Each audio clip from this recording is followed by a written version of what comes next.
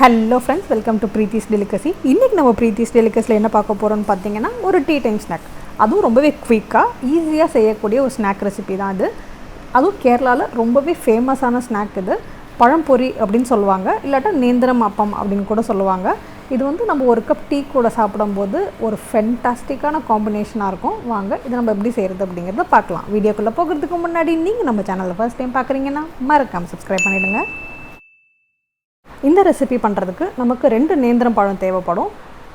பழம்பொரி செய்கிறதுக்கான முக்கியமான ஸ்டெப்புன்னு பார்த்தீங்கன்னா இந்த நேந்திரம் பழம் வந்து ரொம்ப நல்லா பழுத்திருக்கணும். எந்த அளவுக்கு அது கனிஞ்சிருக்கோ அந்த அளவுக்கு டேஸ்ட் ரொம்ப நல்லா வரும்.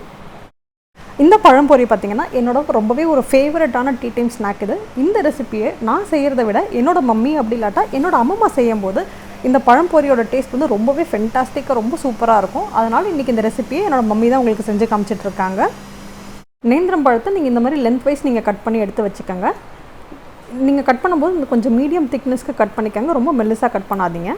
கட் பண்ணதை இந்த மாதிரி ஒரு பிளேட்டில் எடுத்து வச்சுக்கோங்க. நம்ம இப்போ வந்து அதுக்கான பேட்டரை வந்து ரெடி பண்ணிடலாம். இப்போ ஒரு பவுலில் 1 கப் அளவுக்கு நம்ம மைதா எடுத்துக்கலாம். நான் இந்த மெஷரிங் கப்பில் 1 கப் அளவுக்கு மைதா எடுத்துருக்கிறேன். இது கூடவே ஒரு 1/4 டீஸ்பூன் அளவுக்கு பேக்கிங் சோடா எடுத்துக்கோங்க.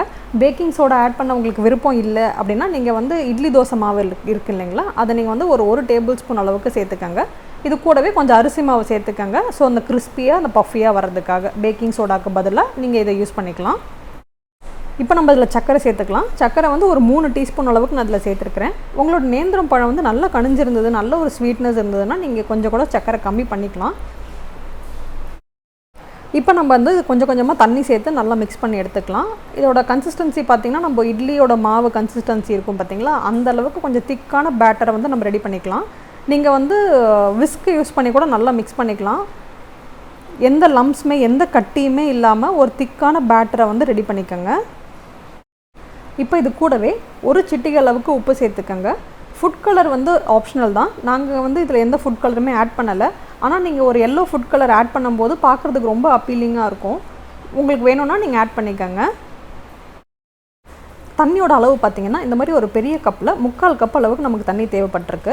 இந்த மாதிரி ஒரு திக்கான கன்சிஸ்டன்சிக்கு நம்ம வந்து இதை பிசைஞ்சு எடுத்துக்கலாம். அப்போ தான் நம்ம வந்து பழத்தை டிப் பண்ணி நம்ம ஆயிலில் ஃப்ரை பண்ண போடும்போது அந்த கோட்டிங் வந்து அப்படியே இருக்கும் நமக்கு. இப்போ ஒரு கடாயில் டீப் ஃப்ரை பண்ணுறதுக்கு தேவையான அளவுக்கு நம்ம எண்ணெய் சேர்த்துக்கலாம்.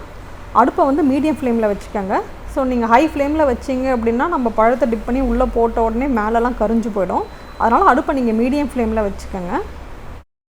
பழத்தை இந்த மாதிரி 2 பக்கமும் நல்லா டிப் பண்ணி எடுத்துக்கோங்க. நல்லா கோட் பண்ணிவிட்டு இப்போ நம்ம வந்து எண்ணெயில் சேர்த்துக்கலாம். இதை வந்து அப்பப்போ லைட்டாக திருப்பி விட்டுக்கோங்க. பாருங்கள், இந்த மாதிரி நல்லா கோல்டன் ப்ரௌன் கலர் ஆனதுக்கப்புறமா நீங்கள் வந்து இதை எடுத்துடலாம். வெளியே பார்க்குறதுக்கு பயங்கர கிறிஸ்பியாக இருக்கும், ஆனால் உள்ளே செம்ம சாஃப்டாக இருக்கும்.